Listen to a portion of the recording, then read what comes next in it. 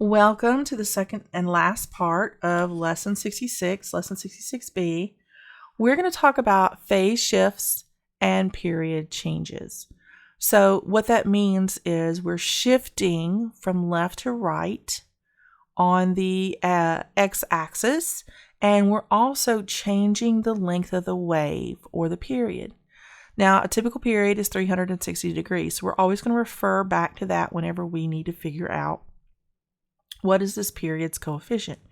So let's start. We know that the A and B, this is going to be the midline, this is going to be the amplitude. So we're going to start here. Y is equal to, Y is equal to. We're going to write both the sine and the cosine for the sinusoid that I have pictured. So the first thing we need to do is figure out the amplitude.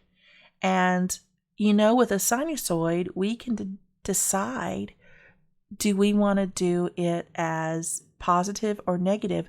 When we have a phase shift, right, then we can almost do it either way. It's kind of up to us how we see it.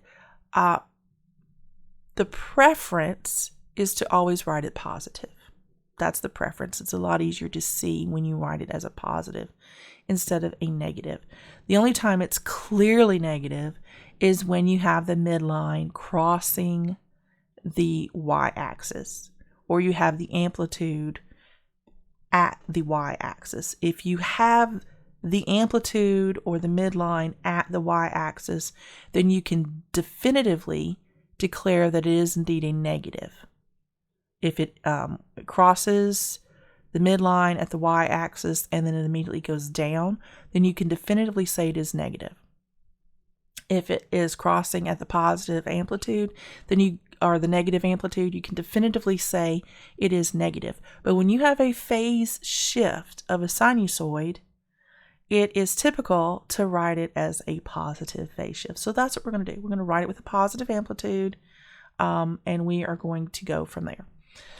So this is what we are going to do. First, we're going to find the amplitude. And the amplitude is found by taking the maximum amplitude minus the minimum amplitude and dividing it, or the maximum value of the amplitude of the top range minus the minimum, and then dividing that by 2, and that gives you your amplitude.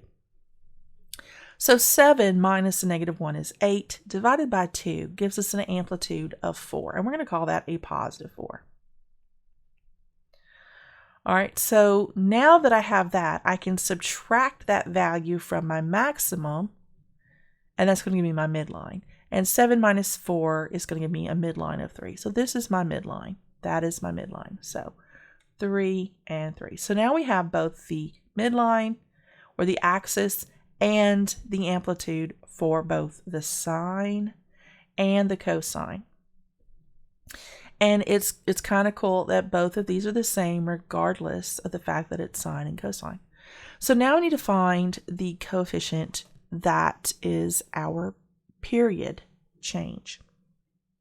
And the way we do that is by finding the length of the period and then comparing it to the standard period of 360 degrees. So let's begin by finding the length of the period. So we're going to look for 2 points that are identical. And here I have a point that is at 1 radian, which is 180. And then I have an identical point in the phase, or in the wave, that is at 4 radians, which is 720. So the difference between the two of these is going to give me the length of my period. So 720 minus 180 is going to give me 540 degrees is the length of the period. So I'm going to compare that by dividing 360 degrees by the length of the period, which is 540, and that gives me a fraction when I reduce it of 2/3.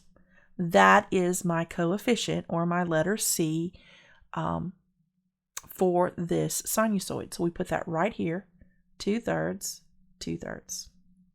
Okay? That's how that works.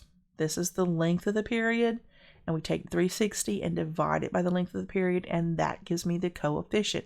And that coefficient tells me that the period is going to be longer than 360. Okay. All right, so now that I have found the period coefficient, I can look for the phase shift. Now, everything up until this point has been exactly the same, right? The midline, the amplitude, the coefficient, all of those are the same. This is where it's different. This is where the sine and the cosine matter. So these are both positive. Like I said, we were writing them as positive. So that determines what we look for in order to write the shift. So let's do sine first. So right here, I'm looking for where because it's positive, I'm looking for where it crosses the midline, because it's a sine, and goes up. So the first place where it crosses the 3 and goes up is here. It goes up after it crosses the midline. Here it goes down after it crosses the midline. So this is the one that I need to use. So if you look, this is 3 pi, or 3 radians, negative 3 radians divided by 2. That's going to be 270 degrees. Negative 270 degrees. And the next location is negative 180. So the difference between the two of those is negative 90 degrees, right? This, where it crosses the 3, is exactly, if you look, you've got 2.5, 2.5. It's exactly halfway between those. So if we divide 90 by 2, we get 45 degrees. So 45 degrees past 180 is where it's crossing the midline. So 180 plus 45 gives us 225, and it's a negative location because it's on this side of the y-axis. So that's minus 225 degrees. So minus negative 225 is positive 225. And that is going to be the completed sine equation for this sinusoid. But now we have to look for the cosine value. The cosine value, we're looking for, because it's positive, where does it hit the maximum amplitude, the positive amplitude, first, closest to the y-axis. And that's going to be right here. If you look right here, it's closer. It's here also, but this is closer. It's within one period. So this is the one we want to use. So this is going to be, it's right at negative 90 degrees. It's exactly on that line. So minus negative 90 is going to be plus 90, because negative and negative makes a positive. And that is how we would write the cosine for this sinusoid. So we had an axis of 3 with an amplitude of 4, coefficient of 2 over 3 because the period is 540, and that is compared or divided by the 360, or 360 divided by the period, gives us 2/3. Now it crosses the midline at negative 225 and rises, and it crosses, or it hits the maximum amplitude at negative 90 and then goes down. So that is where it hits the positive. And that is how we would write those two equations. And that is all we have for lesson 66. I will see you in lesson 67. If you have any questions, please feel free to message me.